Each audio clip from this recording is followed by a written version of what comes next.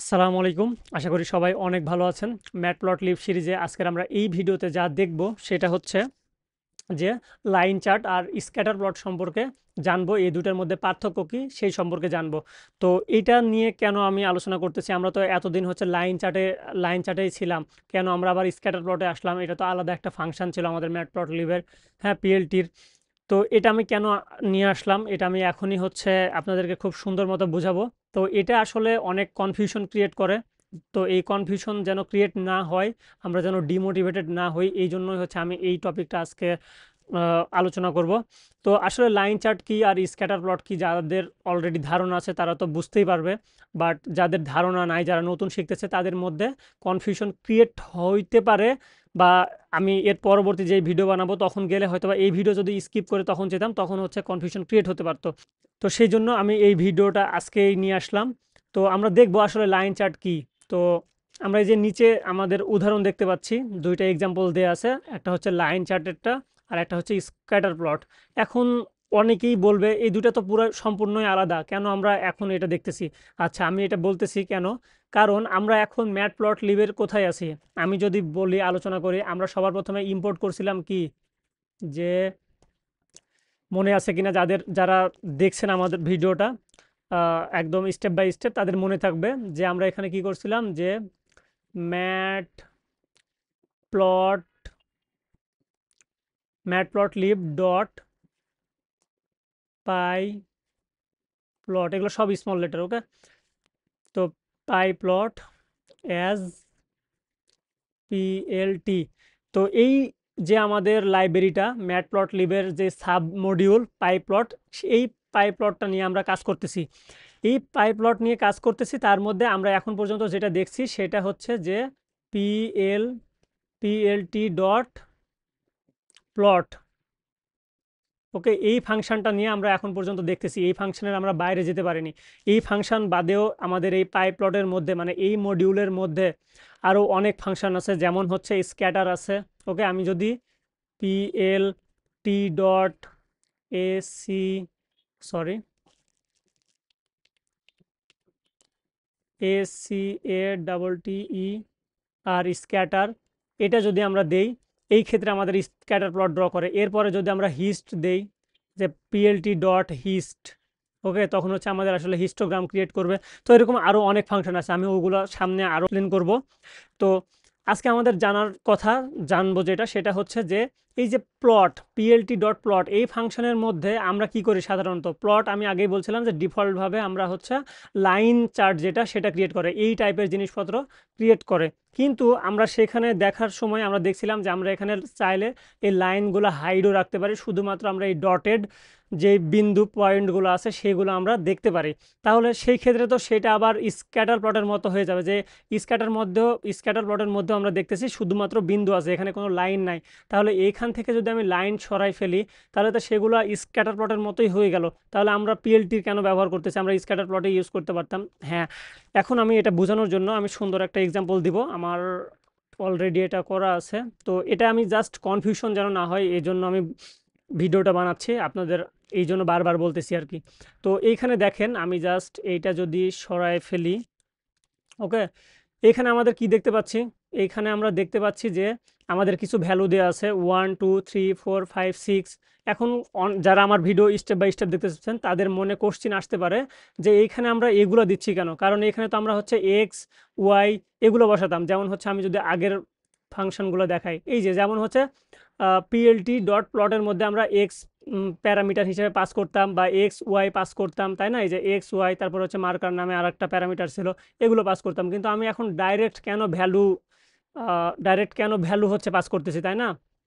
এই যে আমি এখন এটা ডাইরেক্ট, তো এটা আসলে প্লট ফাংশনের একটা বৈশিষ্ট্য, যে সে ভেরিয়েবল আকারে দিলেও সে ভ্যালুগুলো নিয়ে কাজ করতে পারে। আমরা যদি তাকে লিস্ট আকারে দিয়ে দেই, তাহলে সে সেটা নিয়েও আসলে কি করবে, কাজ করবে। তাহলে আমরা দেখেন এখানে এটাকে যদি আমরা এক্স মনে করি আর এটাকে যদি আমরা ওয়াই মনে করি, তাহলে তো আমাদের আর কোনো সমস্যা নেই।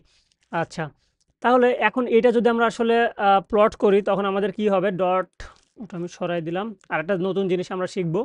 তো এই যে আমরা এখানে এখন যদি এটা আমি রান দিই, কি হবে দেখেন, জাস্ট আমাদের একটা লাইন চার্ট দেখাচ্ছে, তাই না? লাইন চার্ট আমাদের এটা দেখাচ্ছে। এখন অনেকে বলবে যে আমরা তাহলে একটু মার্কার দিয়ে নেই, তাহলে আমি এখানে আমাদের আসলে বিন্দু কোনগুলো সেগুলো মার্কার দিয়ে নিই। ওকে, আমি আচ্ছা আমি এটা স্টেপ বাই স্টেপ করি। কন্ট্রোল সি, এইখানে যদি আমি নিচে একটা গ্রাফ নিই, নতুন গ্রাফ তৈরি করি, তাহলে আপনাদের সুবিধা হবে। তাহলে এখানে আমি কি করব, যে বিন্দুগুলো আসলে আমার এই লাইনগুলো ড্র করছে এই বিন্দুগুলো আমি দেখতে চাচ্ছি। তো আপনারা অবশ্যই জানেন এটা কিভাবে করতে হয়, যে জাস্ট আমি যদি এইভাবে দিয়ে দিই, এটাতে মার্কার দিতে হবে, মার্কার ইকুয়াল জাস্ট ও দিলাম। ওকে, এই যে দেখেন আমাদের এই যে মার্কার ডট ও, এটার জন্য আমাদের এই সেম জিনিসটা ক্রিয়েট হলো। কিন্তু দেখেন এখানে আগে কিন্তু কোনো বিন্দু দেখাচ্ছিল না, কোথায় কোথায় আমাদের বিন্দু বা পয়েন্টগুলো ছিল সেটা দেখাচ্ছিল না। এখন দেখেন আমরা এটা দেখতে পাচ্ছি, তো এটা আপনারা জানেন। এখন আমার যেই মেন বিষয় সেটা হচ্ছে যে আমরা তো চাইলে এই পিএলটি দিয়েও স্ক্যাটার প্লট বানাইতে পারি, তাই না? দেখেন তো এই স্ক্যাটার প্লট আমি ওই সেম ভ্যালু দিয়ে যদি আমি একটা স্ক্যাটার প্লট বানাই, স্ক্যাটার এই যে পিএলটি ডট স্ক্যাটার, এটা কিন্তু আলাদা ফাংশন, আমরা কিন্তু এতক্ষণ প্লট দিয়ে বানাচ্ছিলাম, তাই না? তো স্ক্যাটার প্লট কি করে, এ শুধুমাত্র ওই বিন্দুগুলো নির্দেশ করে, মানে হচ্ছে লাইনগুলো দেখায় না। ওকে, স্ক্যাটার প্লটের বৈশিষ্ট্য তো এটা হচ্ছে অ্যাকচুয়াল আসল স্ক্যাটার প্লট, যেখানে কোনো লাইন থাকবে না। আর যেখানে আসলে লাইন থাকবে, এই যে মাঝখানে দুইটা বিন্দুর মাঝখানে যে লাইনটা, এইখানে যখনই এরকম লাইন থাকবে তখনই আমরা বুঝবো যে এটা একটা লাইন চার্ট। ওকে, এটা আমাদের মাথায় রাখতে হবে। তাহলে এখন আমি যদি বলি যে আমি এই প্লট দিয়ে, প্লট ফাংশন দিয়েই আমি কি করব, এই স্ক্যাটার প্লট, এই same to same scatter plot বানাবো। হ্যাঁ, আমরা পারবো। আমি এটা কপি করে নিয়ে আসতেছি নিচে, দেখেন স্ক্যাটার, এটা কিন্তু স্ক্যাটার দিয়ে বানানো। আচ্ছা, আমি এটা কপি করলাম, এই মার্কারটা জাস্ট যদি আমরা সরাইয়া দিই, এখন যদি আমি রান দিই, দেখেন কি হবে, এই যে দেখেন সেম আমরা প্লট দিয়ে স্ক্যাটার প্লট বানাই ফেললাম, তাই না? এই সেম জিনিসটা, এই যে স্ক্যাটার দিয়েও যে জিনিস বানালাম, আমি প্লট দিয়েও সেম জিনিস বানাতে পারতেছি। এখন অনেকের মাথায় এই জায়গায় কোশ্চেন আসে যে আমরা কখন কোনটা ইউজ করব। এই জন্য আমি একটা ডেডিকেটেড ভিডিও আনবো, যে আমাদের টোটাল চার্টের টাইপস বা গ্রাফের যে টাইপ, টোটাল মানে কত টাইপের হচ্ছে চার্ট হয়, সেটা একটা ডেডিকেটেড ভিডিও থাকবে। ওকে, নেক্সট ভিডিওতে ইনশাল্লাহ আমি হয়তো বা নিয়ে আসবো, বা তারপরের ভিডিওতে। তো সমস্যা নেই, আপনারা হচ্ছে সেই মানে আমি সেইভাবেই ভিডিওগুলো বানাবো যেন আপনাদের বুঝতে সবচাইতে ইজি হয় আর কি।